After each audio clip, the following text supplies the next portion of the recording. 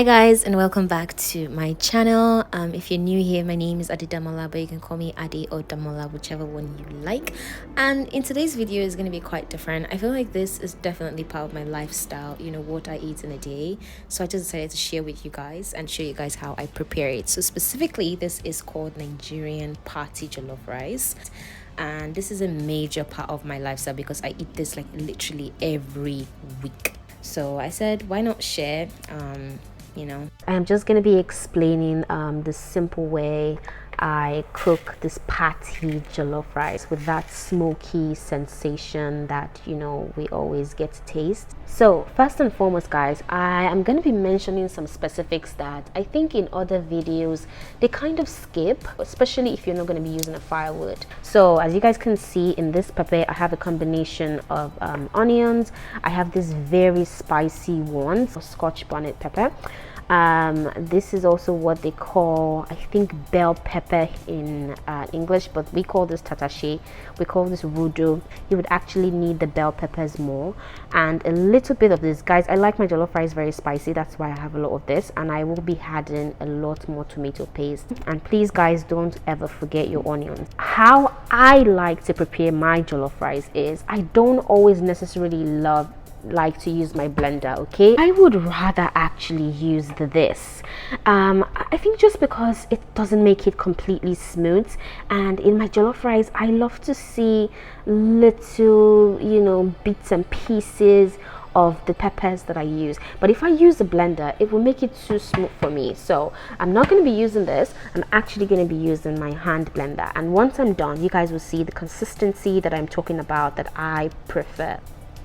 So for some people, they would actually roast these peppers in their oven. But honestly, guys, if you know how to make this jollof rice, you honestly sometimes don't even need to put this in the oven. For me, it's still gonna give that smoky sensation. So this is me teaching you guys the other process of not necessarily you know, using the oven to roast it. Guys, I'm not roasting anything. I'm just gonna be blending this directly and cooking it. And guys, another reason why I feel like I should just show how to do this jollof rice without necessarily roasting it in the oven is because, you know, not everybody has an oven. And for those of you that are new to my channel, you are very much welcome. But guys, I literally make this meal every single week. Okay, so, and this is part of my, it is kind of ingrained in my lifestyle actually, so I don't mind sharing for those of you that are interested in learning.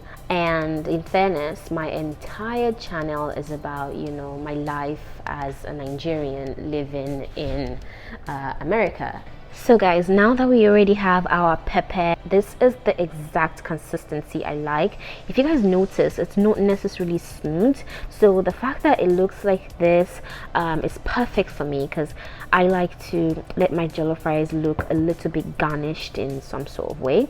And for those of you that are just maybe, you know, lazy and you don't want to like roast the peppers before you blend it, if you just want like a faster method, this is one way. However, after these, guys, you have to really pay attention to what I do next so that you can achieve that smoky sensation. Another thing that makes our jollof rice very, very tasty is by boiling your meat and keeping the stock from the boiled meat. So we are not going to be using this pot for the jollof rice, but this is just the pot I'm going to be using to boil the meat. So here I have my ribs, I have turkey, I have chicken. You guys can put any sort of beef or meat that you guys are interested in, but my preference for today is just going to be the ribs, pork ribs, and turkey, smoked turkey, and, you know, just normal raw chicken.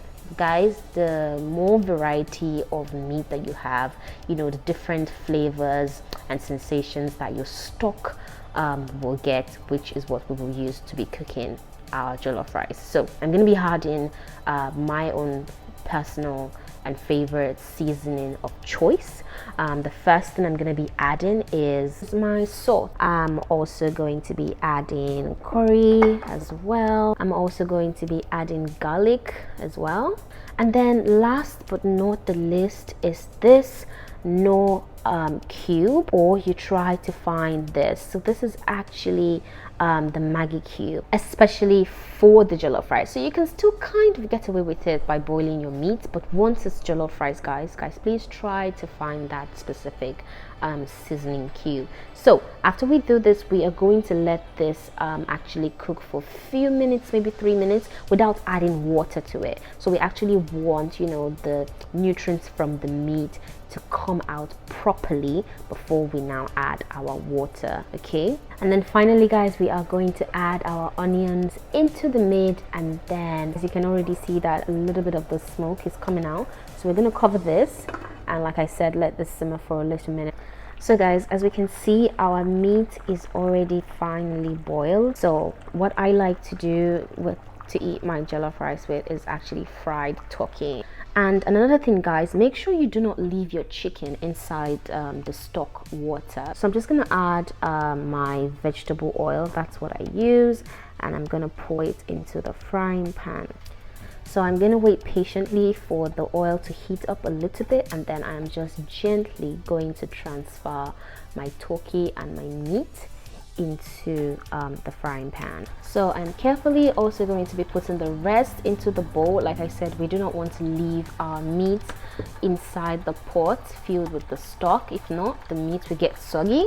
So we want to make sure we are keeping it in the bowl. So guys, as you can see, we have carefully removed our meat from the stock, and we are just going to keep this aside. So now about our jollof rice, it is the heat that actually cooks the jollof rice, not necessarily you know, the jollof rice boiling, you know what I mean. So it's actually the heat and all the steam that once it's trapped is actually what cooks the jollof rice, guys. This is the first important thing you need to know. It's going to be quite heavy, and then the second one is that you would notice that those foods start to easily stick very quickly to the pot. So guys, pot is very essential. So now guys, the second most essential thing for jollof rice that I'm gonna be also telling you is the type of rice. Now you can cook whatever jollof rice that you guys want, but if you want that perfect jollof rice, guys, you also have to take into consideration the type of rice. Now guys, you only want to use parboiled rice and long grain. Guys, if you want to use basmati rice, if you want to use sushi rice, that's fine, but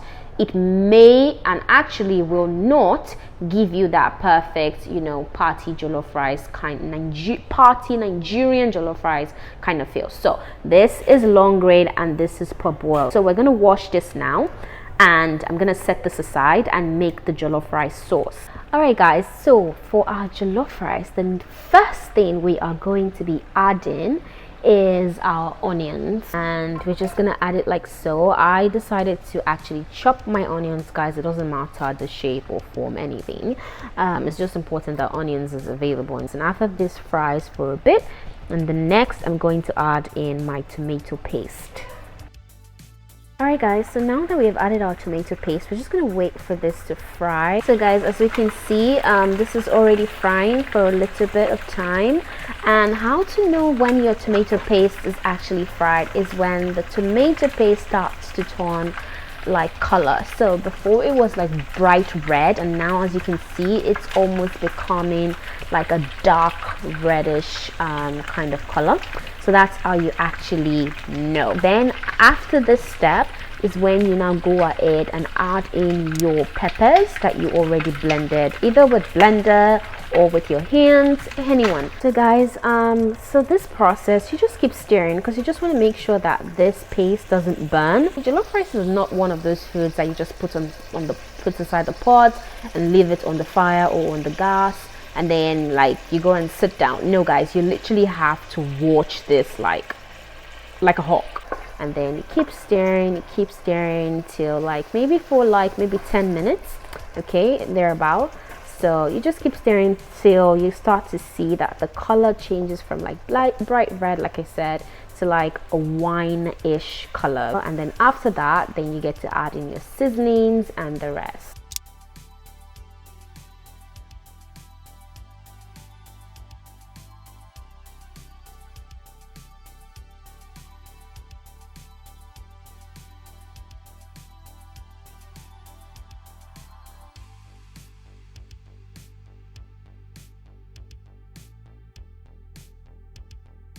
Then you take the rice that you've already washed and set aside, and then guys, you just directly pour the rice inside the pot. Okay guys, I'm making a lot of jollof rice today, hence the Maggie cube slash Knaw that I used. So you always have to gauge and make sure that the amount of seasoning that you're putting into the jollof rice sauce will be enough, okay, to make it tasty. All right, so guys, after you pour in the rice, you just want to make sure that you stir consistently and make sure that the sauce has evenly coated the entire rice in the pot. Before then, you add your stock and a little bit of water. You don't have to add everything if the stock is quite plenty, so I think this is going to be enough for me. All right, so after we have done this, guys, remember I said that jollof rice is not something that you cook and then cover and then go and sit down, because we don't add too much water slash stock, whatever liquid inside the rice. We have to make sure that we are always keeping an eye on the rice. Okay, you want to make sure that you don't put your cooker or bonnet or electric cooker, whatever it is, on the highest. Okay, you want to put it on the medium. Okay, so guys, this is why I said earlier, you know, you can always add your stock in different proportions, and you know, adding it bits by bit, it's so much better and easier to gauge, you know, than just adding all of it at once. But yeah guys, the rice is almost done, and I'm just gonna leave it for another couple of minutes, and voila, it's already done. Guys, this smelled so delicious, guys. I can literally finish this entire pot in 2-3 days. But yeah guys, there you have it, our Nigerian party smoky jollof rice. And guys, take note of all the burnt part beneath, because we are not using firewood, which is a very essential process in making a jollof rice. It's actually not bad if you allow the rice to burn a little bit, because the flavor of the burnt part is what mixes with the rice. Be careful though not to scrape out the burnt part as well. But anyway, this is just me lounging in my room, enjoying my me time, eating my dinner. This is my comfort zone, guys, and thank you guys so much for watching this video if you made it to the end, and I'll see you in my next video. Please don't forget to like, comment and subscribe. Stay blessed. Bye.